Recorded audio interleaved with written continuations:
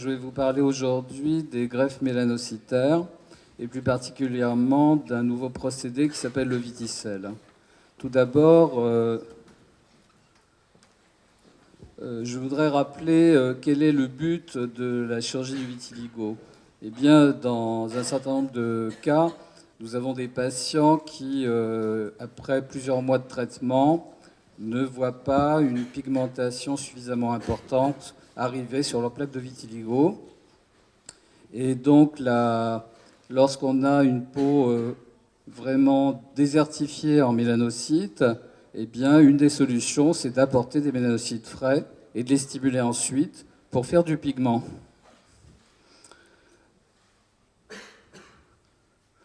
Alors, bien entendu, il y a des guidelines, parce qu'on ne va pas s'amuser à faire une chirurgie, à faire une greffe de mélanocytes, qui est quand même une intervention difficile, complexe, et qui implique un investissement pour le patient, qui nécessite un temps de cicatrisation, un petit temps d'éviction sociale. Donc il est évident que pour pouvoir proposer cette intervention, il faut se trouver dans les bonnes indications. Les bonnes indications, tout d'abord, il faut être en face d'un vitiligo stabilisé depuis au moins 6 mois. Certains même considèrent qu'un an de stabilisation, c'est encore mieux.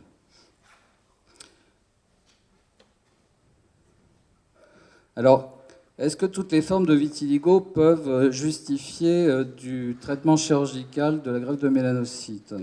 Eh bien, la première indication, c'est quand même le vitiligo segmentaire ou localisé, qui ne répond pas ou qui répond mal aux traitements médicaux.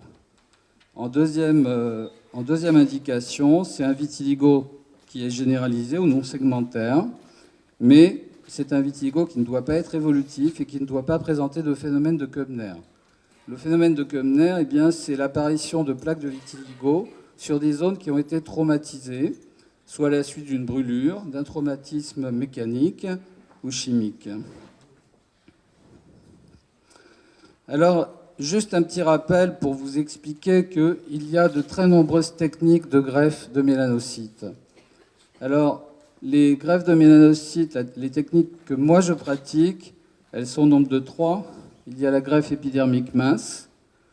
Ça consiste à prélever un petit fragment dermo-épidermique, d'abraser ensuite, à l'aide d'un laser, les zones atteintes par le vitiligo. Et ensuite, on va placer le petit fragment épidermique sur la zone qui a été abrasée. On met juste quelques stéristrips et on attend que ça cicatrise. La deuxième technique, ce sont les techniques par mini-punch de greffe de peau totale.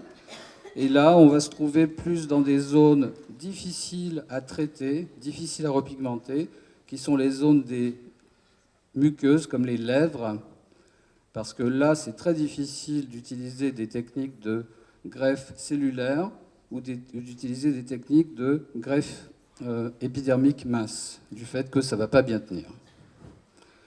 Enfin, la dernière technique, et c'est celle-ci que je développerai tout à l'heure, c'est la technique de greffe mélanocytaire cellulaire. Alors, juste quelques photos pour vous montrer ce que ça donne. Donc ici, on a un jeune garçon d'une dizaine d'années qui avait donc un vitiligo segmentaire du front et sur lequel on a placé une greffe épidermique mince. Ça, c'est quelques semaines après l'intervention. Il y a des zones qui sont encore dépigmentées, mais à l'aide de la lampe excimer, on pourra facilement stimuler la zone qui a été greffée pour que les deux parties se rejoignent. Ici, c'est un problème de vitiligo du dos des mains qui a été greffé par aussi une technique de greffe épidermique mince. Ici, c'est un patient en fait, que j'ai traité il y a pas mal d'années. Et au début, je faisais des punchs sur les lèvres. Voilà, ici, vous voyez des punchs. Donc, ce que je vous disais tout à l'heure, sur les parties muqueuses. Et là, on avait également fait des punchs, parce qu'à l'époque, je ne faisais pas encore de greffe épidermique mince.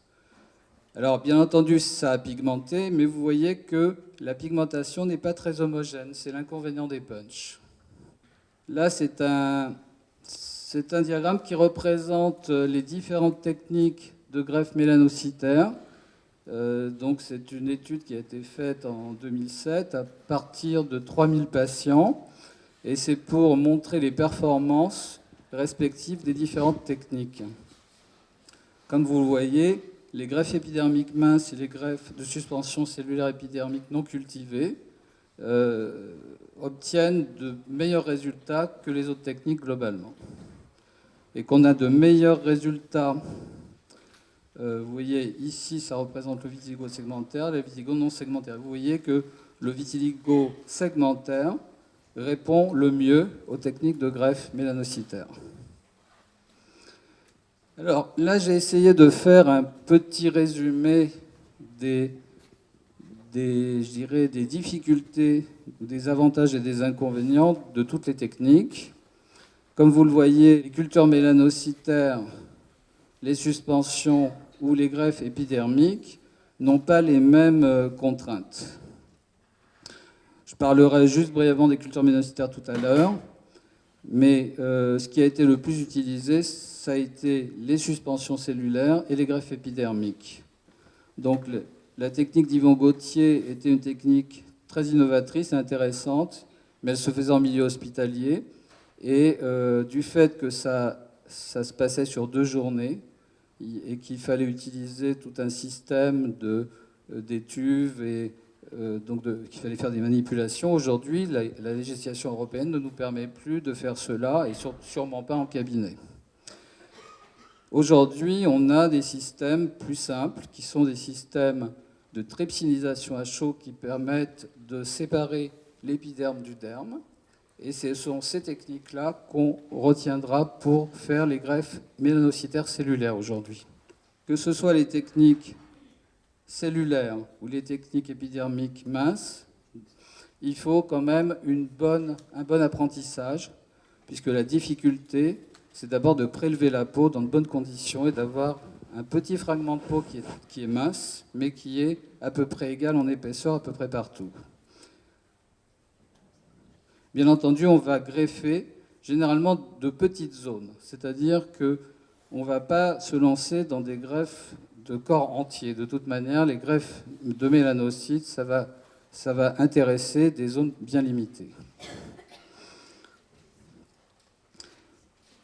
Alors simplement pour rappeler que lorsqu'on fait une greffe épidermique mince, on a un peu plus d'effets secondaires au niveau de la cicatrisation, puisqu'on a des phénomènes d'hyperpigmentation. Dans l'étude de Parsad, finalement, il avait trouvé que les greffes épidermiques minces donnaient finalement autant de problèmes d'hyperpigmentation que les techniques en suspension cellulaire. Par contre, on voyait dans les techniques de suspension beaucoup plus d'hypopigmentation des bords que dans les greffes épidermiques minces. En revanche, le problème des greffes épidermiques minces, c'est quand même qu'il y avait une petite surépaisseur au bord des petits patchs, des petits greffons, et ça pouvait poser des problèmes esthétiques. Maintenant, je vais rentrer dans le vif du sujet. La technique de greffe mélanocytaire cellulaire, c'est très simple. On va prélever la peau au niveau de la cuisse, généralement. Ensuite, on va faire agir, et c'est l'intérêt du système Viticelle, on va faire agir de la trypsine, c'est une enzyme qui va séparer l'épiderme du derme et qui va nous permettre de recueillir une suspension cellulaire de mélanocytes et de kératinocytes. Et cette suspension va être mélangée à un gel d'acide hyaluronique. Ensuite, alors on peut traiter jusqu'à 100 cm² de surface. Alors voilà les différentes étapes. Prélèvement du greffon dermo-épidermique, utilisation du kit donc, qui va permettre de séparer les cellules du derme et ensuite de les incorporer dans un gel d'acide hyaluronique. Ensuite survient la dermabrasion des plaques de vitiligo à l'aide d'un laser CO2 sous anesthésie locale. On applique la suspension cellulaire qu'on va fermer à l'aide d'un pansement occlusif. Et ensuite, une fois que ce sera cicatrisé, on reprendra les traitements médicaux, notamment les UVB ou bien la lampeximère. Alors voilà, ça c'est la zone où on prélève le greffon, donc on dessine le petit fragment, on fait une anesthésie locale, on prélève notre fragment dermo-épidermique et ensuite on met un pansement. Ici c'est le kit qui permet de séparer l'épiderme du derme. Ensuite c'est le laser qui nous sert à pratiquer la dermabrasion, donc de permettre une pénétration plus facile des mélanocytes dans la peau. Et voilà le résultat avec le pansement occlusif chez le patient. Ce pansement, il devra le garder de 3 à 4 jours pour permettre une bonne pénétration des mélanocytes. Le patient est mis sous antibiothérapie préventive. Ensuite survient le traitement médical. Alors les résultats, je crois que c'est intéressant de vous montrer les résultats. Et ensuite, on pourra débattre de l'intérêt des greffes mélanocytaires dans ces cas. D'abord, je voudrais vous parler d'une patiente de 67 ans, phototype foncé, donc 4, qui avait donc des lésions un petit peu partout sur le corps, qui était stable depuis 2 ans, mais qui n'était pas améliorée au niveau de ses mains, de ses avant-bras et de ses poignets. Et c'est le problème de ces localisations qui sont difficiles à traiter par les techniques médicales traditionnelles. Donc voilà, vous voyez qu'il y a une atteinte des avant-bras, du dos des mains et de la face antérieure du tibia. Là, c'est au jour 6 après la greffe. Donc vous voyez qu'il y a des petites croutelles sur les zones qui ont été dermabrasées et recouvertes de gel de mélanocytaire, et le dos des mains, ainsi que le dos des mains. Là, on est à J21, vous verrez mieux après. Ici, il y a encore de l'inflammation en lumière de Wood, mais on commence à percevoir un peu de pigmentation. Vous voyez qu'ici, on voit nettement les zones de repigmentation, on est à J30.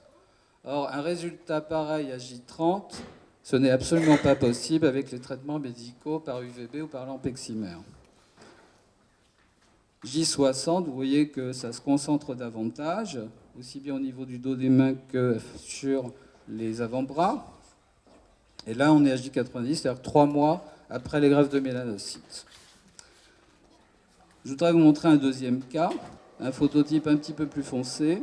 Et là, on a pratiqué donc une greffe mélanocytaire sur le poignet, mais aussi sur une partie du pouce de cette phalange-là. Avec ensuite suivi par des traitements UVB tel 01. Vous voyez qu'en 2 mois, il a presque complètement repigmenté. Et là, je vous montre les photos de son pouce.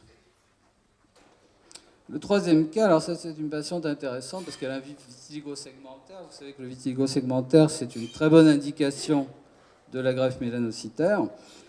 Et j'avais commencé à la greffer à l'aide de petits patchs de greffe de épidermique mince. Donc vous voyez qu'il y a pas mal de petits patchs, mais au bout du compte, même après avoir fait de la lampeximère, on avait une persistance des zones blanches sur certaines parties du front, qu'on voit un peu mieux en lumière de Wood ici. Donc il a été décidé de faire la technique des greffes cellulaires par le procédé Viticelle. Et vous voyez qu'à J40, donc peu de temps après l'intervention, on commence à avoir une fusion de la partie saine par rapport à la partie malade. Et ensuite, voilà, je vous rappelle comment elle était au début et le résultat auquel on est arrivé suite à ces 2 sessions de greffe. Donc l'une greffe épidermique mince et l'autre greffe cellulaire. Le troisième cas, là, on ne voit pas très bien parce que il était en lumière de Wood, mais on voit quand même ici, J17, après la greffe, qu'il a encore beaucoup de zones blanches et qu'on voit 2 mois après la greffe, il a déjà une raréfaction des zones blanches. Alors ça, c'est un patient que j'ai vu il n'y a pas très longtemps, qui avait un vitiligo du front, des tempes, du menton. Donc 34 jours après la greffe, on voit qu'il a une grande partie de son front qui s'est repigmentée. J46, voilà. Alors bien sûr, le visage, c'est ce qui repigmente le mieux en UVB ou en lampeximère, mais on n'arrive jamais à des temps de repigmentation aussi courts. Là, je vous montre le même patient à J0, J54 et J120. Donc à distance, on voit que le pigment devient beaucoup plus homogène. Donc là, on n'a pas abrasé aussi loin, en fait. Voilà. Et là, je voudrais vous montrer une patiente chez qui, au début, j'ai commencé à faire des greffes cellulaires type Viticelle il y a 1 an et demi. Et ce qui m'avait intéressé, c'était de pratiquer sur le poignet droit une greffe épidermique mince et sur le poignet gauche une greffe mélanocytaire de type cellulaire. Or, quel était l'intérêt de ce travail? C'était de voir quelle serait la qualité de repigmentation dans un cas et dans l'autre. Donc c'était pour vous montrer l'évolution de la repigmentation, ça c'est 30 jours après, là on est 40 jours après, 68 jours après, donc on est allé je crois jusqu'à 3 mois après. Donc vous voyez qu'un poignet, l'un des deux poignets s'est complètement repigmenté, l'autre ne s'est pas complètement repigmenté. Donc ça pourra se faire avec la lampe excimer ou avec des UVB. Mais là où ça s'est repigmenté grâce à la technique cellulaire, on constate qu'il y a une plus grande homogénéité dans la couleur et dans la texture. Si on regarde la diapo de gauche, on voit bien que sur les zones greffées par la technique épidermique mince, on a un genre de petite cocarde avec un centre beaucoup plus foncé. Donc on a une couleur qui est moins jolie avec la technique épidermique mince. Alors, j'ai terminé mon exposé, donc j'ai réfléchi à un certain nombre de questions que vous pourriez peut-être me poser. J'ai un peu anticipé. Est-ce que la greffe mélanocytaire est curative? C'est-à-dire qu'une fois qu'on a fait une greffe mélanocytaire, est-ce que le vitiligo ne revient pas? Malheureusement, on ne peut pas dire, on ne peut pas du tout vous assurer du fait qu'après une greffe mélanocytaire, il n'y a pas de rechute. Il y a des rechutes après certaines greffes mélanocytaires. Que la meilleure indication, c'est bien entendu le vitiligo segmentaire, qui rechute beaucoup moins que le vitiligo non segmentaire. Quel est l'intérêt d'une greffe mélanocytaire? Je crois que je vous l'ai un petit peu exprimé pendant cet exposé. C'est de raccourcir le temps de traitement sur des zones très difficiles à repigmenter, et puis d'arriver à repigmenter des zones qui n'auraient peut-être pas repigmenté avec les techniques médicales classiques. Faut-il proposer une greffe à un enfant? Dans les vitiligo segmentaires, je pense que ça peut être une indication. Si l'enfant a une demande quand même, hein, je crois qu'il faut quelquefois ne pas trop céder à la pression des parents si les enfants ne sont pas trop gênés. Après, c'est une affaire de discussion entre parents, enfants et le médecin. Je vous remercie de votre attention. Merci, docteur.